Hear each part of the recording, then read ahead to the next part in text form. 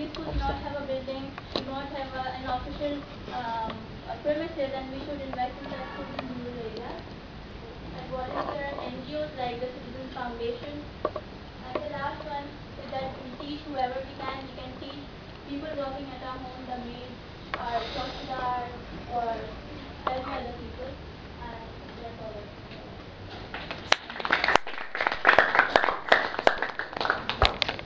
सोचता हूँ परिंदे क्यों नहीं आते, कंकर क्यों नहीं गिराते।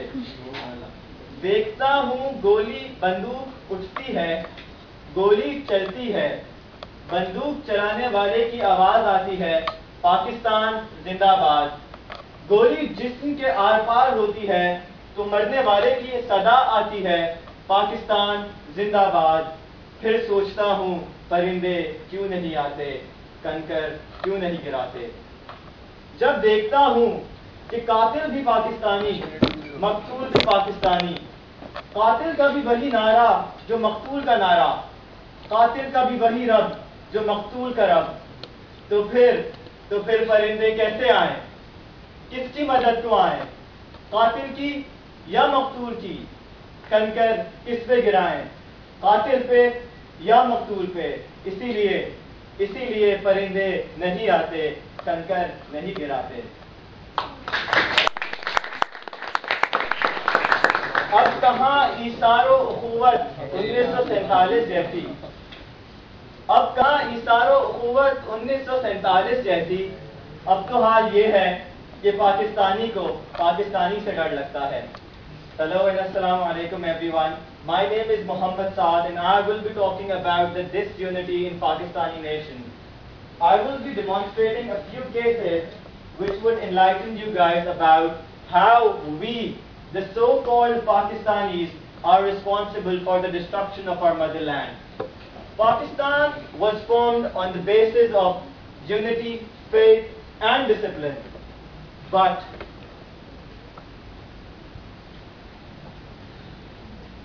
at that time, unity, faith and discipline was the motto of the whole nation. But now we have moved far away from our bases. The great leader Quaid-e-Azam Muhammad Ali Jinnah once said, and I quote, "We are going to fire. The sunshine has yet to come." But I have no doubt that with unity, faith and discipline, we will not only remain the 5th largest nation in the world, but will compare with other nations of the world.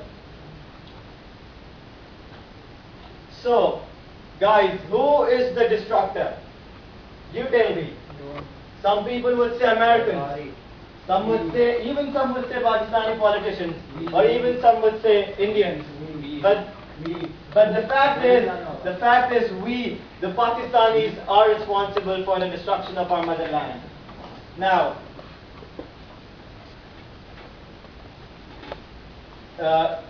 Quaid-e-Azam Muhammad Ali Jinnah was on the last breath of his life, and an ambulance was sent for him, but it ran out of petrol in the way. So, who is responsible for that? A Pakistani. People even say that the delay of ambulance is the reason why Quaid-e-Azam Muhammad Ali Jinnah had to die. Separation of East Pakistan. Presidential elections were held in 1971. Sheikh Mujibur Rahman of East Pakistan won 161 out of 163 seats in the elections, but was not given a chance to form his own government, which resulted in the separation of East Pakistan. Who is responsible? The people. The people of Pakistan were responsible and are responsible for that. Provincial differences. We have 4 different provinces, each with a different culture, each with a different language and tradition. But these things should not be a bone of contention between a highly qualified Muhajir, a landlord Punjabi, and a proud Balochi and Sindhi. What we should concentrate is on building a better nation by removing these petty prejudices. Ladies and gentlemen, this brings me to my point that people of Pakistan are no more united. We there are many sayings which say unity is strength, united we stand, divided we fall. But these things have been with us since generations. But the fact is, until we don't unite ourselves,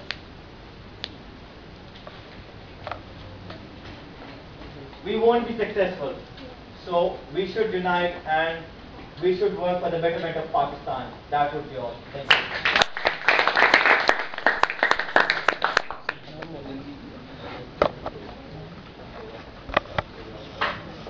Good evening and Assalamu alaikum everyone. My name is Rabia Ahmed. So as my team members have suggested that we should channel our efforts into educating and give the unity of Pakistan. So once we've put our efforts into educating our people and bringing them united, getting them united, we need to project a softer image of our country to the rest of the world. And the only tool to achieve such projection is of course the media.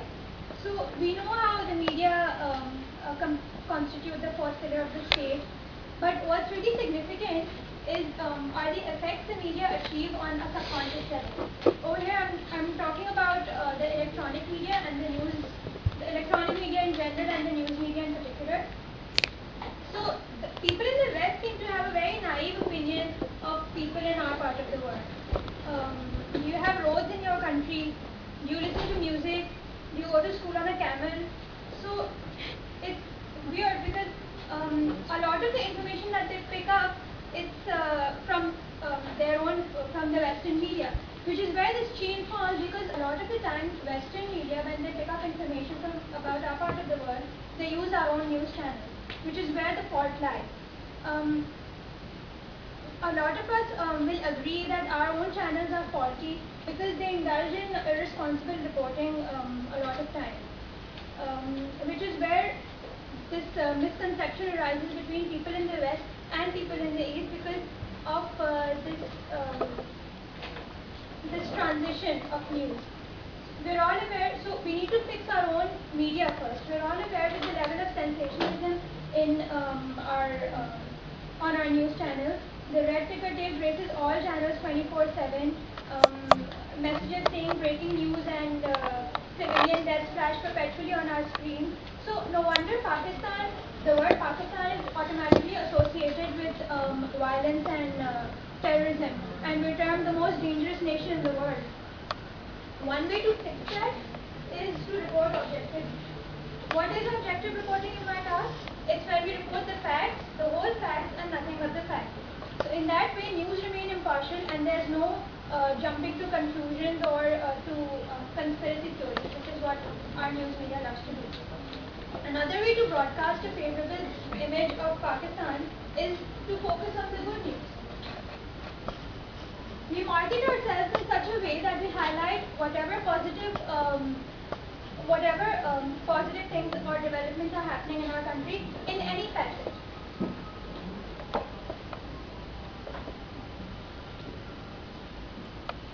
Liz, do you think I should pause for Azan? No, please go on. So, normally our channels just turn out mindless gibberish in the name of entertainment, when what we really need to work on is create content which engages the average man instead of stunting the average person, instead of stunting their mental capacity. And it's not like we're at a lack of potential. We have immense potential and immense opportunities. It's just that they're on a small level and they're not broadcasted that widely. We already have satirical shows aimed at politicians and sponsored musical shows in which traditional Pakistani music is fused with contemporary music. Our film industry has currently gone through a refreshing revival. Our urban centers hold literary festivals. Cafes conduct gigs in which upcoming young artists are featured. Theatre companies are popping up left, right and center. So we need to focus on all of these events, and we need to cover them and encourage these activities and enterprises and show the world that there's more to us than just guns and bombs. And it's not a novelty. Public diplomacy is the name of the game. When Voice of America purchases an hour of airtime on Jio for 10 lakhs just to show to Pakistanis that we Americans are also likable, it's public diplomacy. When when CNN runs extensive ads on Malaysia, truly Asia and incredible India, it's public diplomacy. When National Geographic runs a regular hourly show on Discover India, public diplomacy again. So why are we not, cashing in on that? We can also use public diplomacy and use whatever strengths we have and show the world that we're just as sane as you are, we're as human as you are, and we are just like you. We have roles too, we listen to music too, our kids go to school too, not on camels. So we need to have political will and implementation on the institutional level to improve the image of Pakistan. The youth need to stand together and be positive, think positive and spread positivity. Don't kill yourself. Work for your country instead, and we have to stand united to improve the whole image of Pakistan.